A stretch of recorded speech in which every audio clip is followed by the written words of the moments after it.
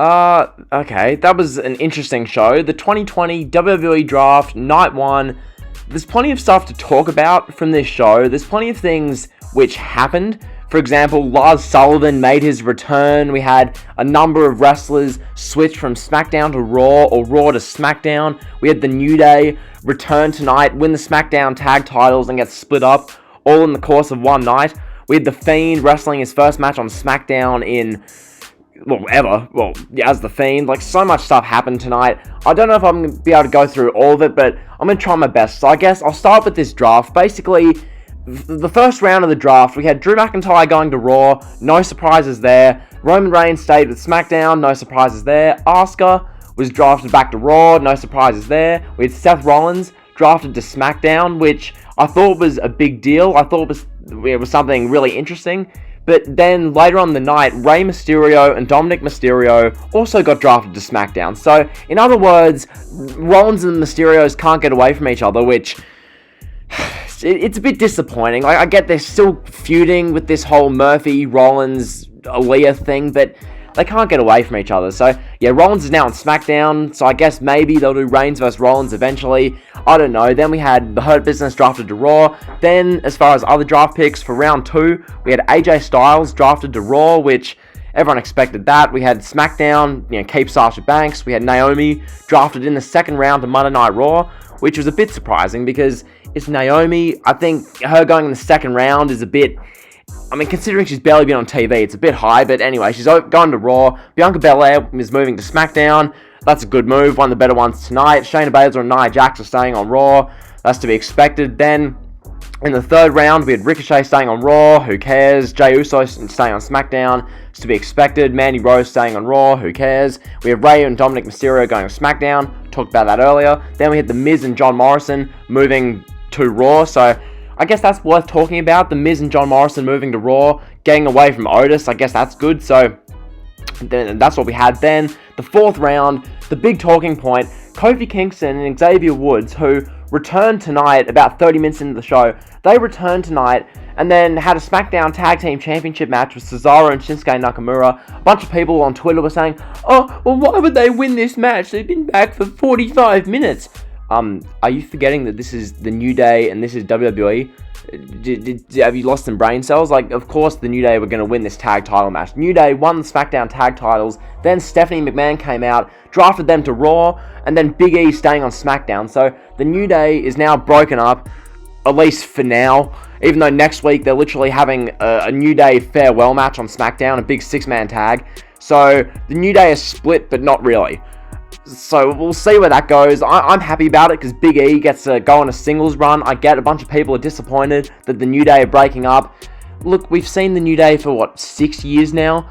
We've seen the New Day to death. Let Big E have his singles run. If it's an abominable failure, which I hope it's not, but let's say it is, we can always do the 3-man New Day next year, sometime in 2021. Just let's have a go with Big E as a singles guy. So yeah, Kofi Kingston and Xavier Woods won the SmackDown tag titles, then got drafted to Raw. So in other words, they're probably going to merge the SmackDown and Raw tag titles, at least you'd hope, because why would you have the SmackDown tag titles on Raw exclusively? That makes no sense. So that was that. Big E's on SmackDown, Dana Brooks on Raw, who cares? Otis is on SmackDown, nothing's changed there, and Angel Garza's on Raw. So that's the draft picks for tonight.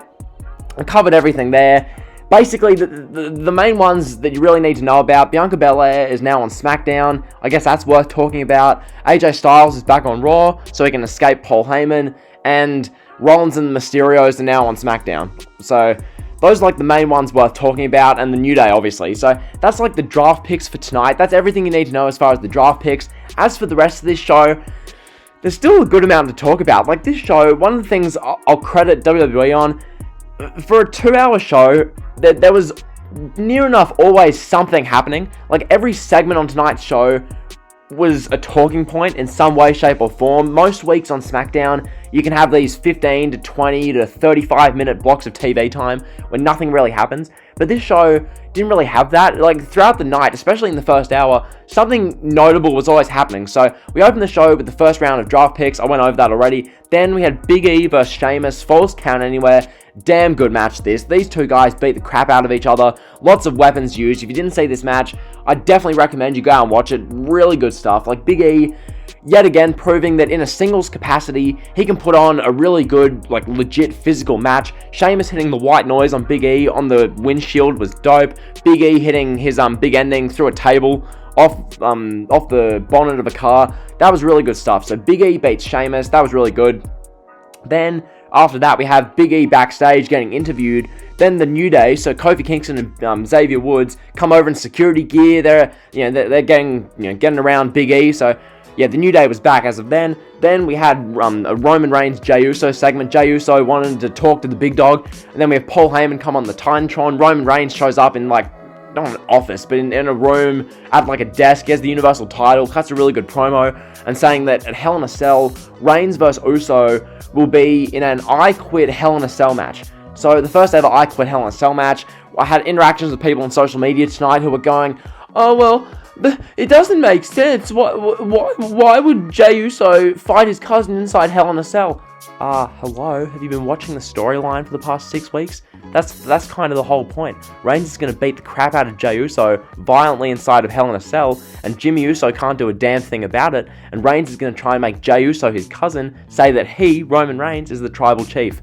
1 + 1 = 2, okay? It's not that hard. So that was that. Then, as far as the rest of the show, we had the round 2 of the draft. Lars Sullivan returned. I don't really care. Some people care. A lot of people don't. To me, and to a lot of people, Lars Sullivan coming back was more so oh, he's still employed? Oh, okay. That was the thing with Lars Sullivan. It wasn't like oh my god, Lars Sullivan is back. Apparently he's getting drafted on Raw, so we'll see where he goes. I don't really care, though, considering everything that happened with him. So that was that. Sasha Banks and Bayley. Bayley lost by DQ in like 2 minutes. Sasha Banks tried to pretty much kill her after the match, and then they got broken up by referees. So they're going to have a match at Hell in a Cell. It was to be expected. Then we had the New Day win the Smackdown tag titles. They got split up, went over that stuff. Then we had the Fiend in the main event taking on Kevin Owens. The Fiend beat Kevin Owens, and at the end of the show, the Fiend and Alexa Bliss had like a face-to-face, like, kind of look at each other, and they looked at Kevin Owens. So that was SmackDown. Next week is apparently the season premiere of SmackDown. What? The season premiere of SmackDown? So this tonight was the season finale of SmackDown? Really? It wouldn't have made more sense to have last week's show lead to an off-season, and then you can have the season premiere. I don't know. It's WWE. I don't overthink this too much. They're making this up on the fly. So, yeah, next week's Reigns versus Strowman for the Universal title.